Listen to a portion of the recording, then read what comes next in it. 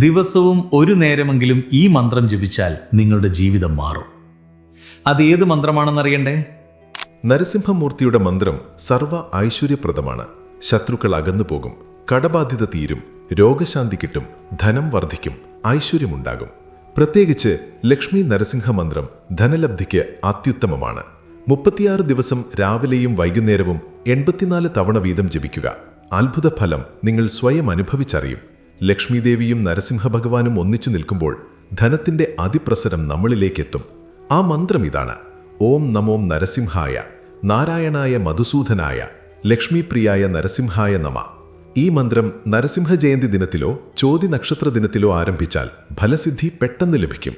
കടബാധ്യതയും രോഗവും കൊണ്ട് ബുദ്ധിമുട്ടുന്ന നിങ്ങളുടെ പ്രിയപ്പെട്ടവർക്ക് ഈ വീഡിയോ ഷെയർ ചെയ്തു കൊടുക്കൂ.